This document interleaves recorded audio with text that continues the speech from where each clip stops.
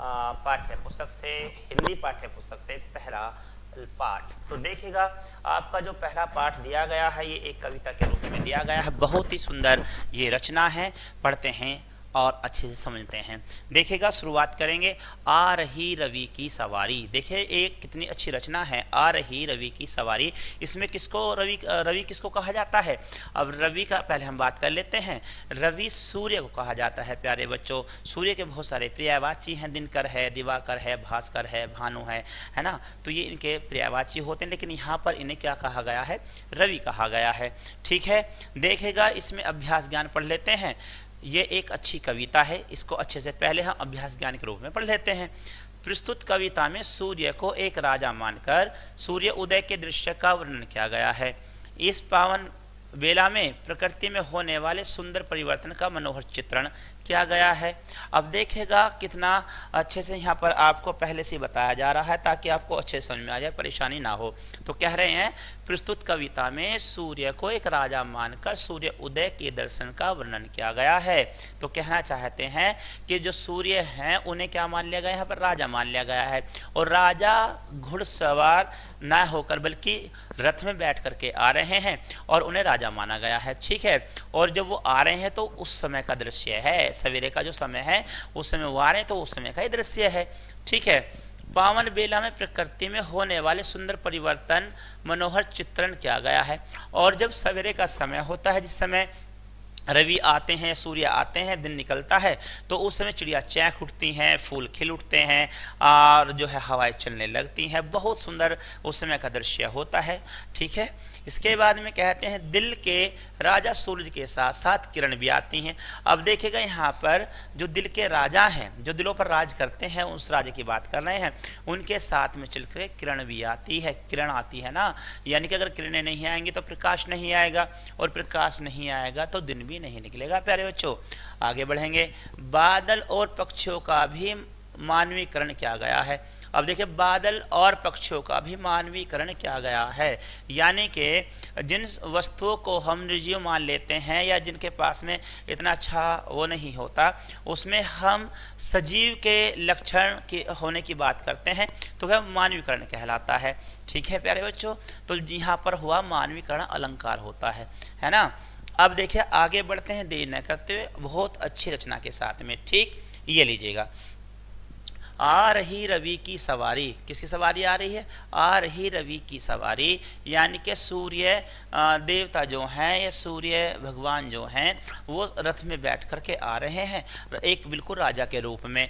नव किरण का रथ सजा है, और जो नई किरणें हैं, जो नई किरण है सवेरे सवेरे की जो नई किरणें हैं उनसे रथ सजा हुआ और वह दूर तक प्रकाशवान हो रहा है।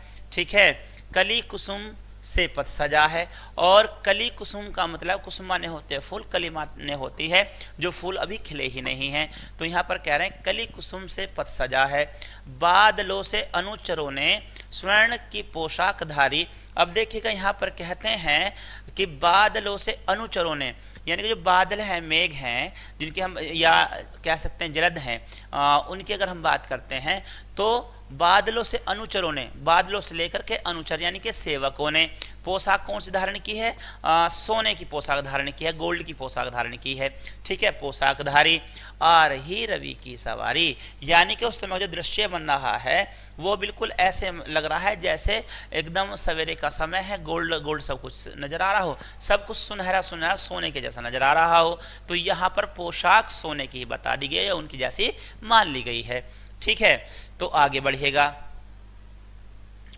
विहिग बंदी और चारण। विहिग माने होता है पक्षी, कौन होता है? पक्षी। विहिग बंदी और चारण, तो कहने का तात्पर्य यह है कि जो पक्षी हैं, जो वातावरण है, जो आसपास का दृश्य है, ऐसे लगता है जैसे सभी ने वहाँ पर क्या करना शुरू कर दिया, गा रहे हैं कीर्ति गायन। वह सभी मिलजुल करके क्या करने लगे हैं? गीत गाने लगे हैं। ठीक है, विहिग बंदी और चारण गा रहे कीर्ति गायन। तो यहाँ देखेगा इस वाली बात को, तो जब सवेरे का समय होता है, जब आप सवेरे सो करके उठते हैं तो आप यह पाते हैं कि चिड़ियों के चहकने की आवाज़ आ जाती है, बोलने की आवाज़ आ जाती है, मुर्गा भी बाग देता है और आपको अच्छे मौसम होने का एहसास भी होता है। ठीक है, इसके बाद में मैदान छोड़कर मैदान भागी। अब ये छोड़कर मैदान कौन भागा है भाई? छोड़कर मैदान भागी तारकों की फौज सारी। तारकों की फौज यानी कि तारक किसे कहा गया है?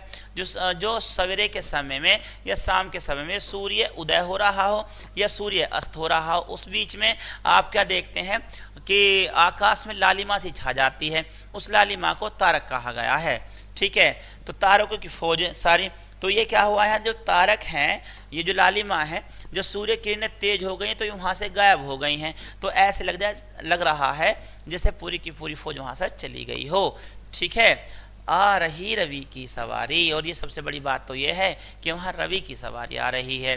ठीक है प्यारे बच्चों, आगे बढ़ेंगे तो देखेगा, चाहता उछलूं विजय कहकर पर ठिठकता देख कर यह। अब चाहता हूं उछलूं, मैं कूदूं उछलूं और विजय पा करके, यहाँ पर विजय पालो कि मैंने फतेह पाली है, पर ठिठकता देखकर और मैं रुक जाता हूं। देखकर यह सब मैं रुक जाता हूं। ठीक है, अब मैं रुक क्यों जाता हूं इस बात को भी समझिएगा पहले। ठीक है, चाहता हूं उछलूं विजय कहे पर ठिठकता देख कर यह रात का राजा खड़ा है। अब ये रात का राजा कौन है? रात के राजा की अगर हम बात करें, दिन के राजा तो सूर्य होते हैं क्योंकि दिन लेकर के आते हैं। रात के राजा चंद्रमा कहलाते हैं। चंद्रमा को क्या कहते हैं? शशि कहते हैं, चंद्रमा कहते हैं, चांद कहते हैं, राकेश कहते हैं, है ना। तो इनको बहुत सारे नामों से भी जाना जाता है। ठीक है, इसके बाद में ये था, रात का राजा खड़ा है राहों में बनकर भिखारी। अब ये रात का राजा खड़ा है राहों में बनकर भिखारी, जो रात का राजा है वो बनकर भिखारी खड़ा है कि आप मुझे भी कुछ दे दीजिए, ऐसा मत कीजिए कि आपने सब कुछ मेरे से छीन लिया हो। क्योंकि उनकी रात जा रही है और सूर्य आने से दिन निकल कर आ रहा है, तो वो भिखारी की तरह खड़े हो गए हैं कि कुछ ना कुछ मेरे लिए भी छोड़ दीजिए। ठीक है, आ रही रवि की सवारी। और किसकी सवारी आ रही है? रवि की सवारी आ रही है। तो प्यारे बच्चों, यहाँ पर ये आपकी रचना थी, इसमें बहुत अच्छे से आपको समझाया गया। हरिवंश राय बच्चन जी के बारे में अगर हम बात करते हैं, इनको समझते हैं, तो हरिवंश राय बच्चन जो है एक प्रसिद्ध कवि रहे हैं, जो प्रतापगढ़ उत्तर प्रदेश के रहने वाले थे, जिन्हों की बहुत सारी रचनाएं एक से बढ़कर एक रचना थी, जैसे मधुशाला, मधुबाला, मधुकलश जैसी उन्होंने रचनाएं 1936, 1937 और 1938 में अच्छी खासी रचनाएं दी हैं। और आपको एक बात मैं बताता हुआ चलता हूँ, हंसवर राय बच्चन जो हैं, अमिताभ बच्चन जो बॉलीवुड स्टार हैं, फिल्मों में आपने उन्हें देखा होगा, उनके पिता रहे हैं। तो प्यारे बच्चों, इसी के साथ में आपको कठिन शब्द और करा देता हूं, उसके साथ में आपको फायदा रहेगा। रवि मैंने कहा था, रवि किसको कहा जाता है प्यारे बच्चों? सूर्य को कहा जाता है। ये लीजिए सूर्य हो गया है यहाँ पर। नव किसे कहा जाता है? नए को कहा जाता है प्यारे बच्चों। नवीन या नया होता है, न्यू होता है। ठीक है, इसके बाद में आप कहेंगे कि जो है फिर अनुचर किसे कहा जाता है? तो प्यारे बच्चों, अनुचर जो है सेवक को कहा जाता है। इसके बाद में पोशाक किसे कहा जाता है? परिधान को कहा जाता है। चारण, भाट या यश गायक को कहा जाता है। फौज माने सेना होती है, ठिठकना माने रुकना होता है। कली कुसुम बिना खिला फूल है। स्वर्ण सोना है आपका। विहिग माने पक्षी है आपका। कीर्ति यश या ख्याति है। और रात का राजा चांद को कहा गया। मैंने आपको ये बात शुरू में ही बताई थी। तो प्यारे बच्चों, ये थी आपकी क्लास। मिलते हैं अगली क्लास में, तब तक के लिए good day, good luck, goodbye, Jai Hind.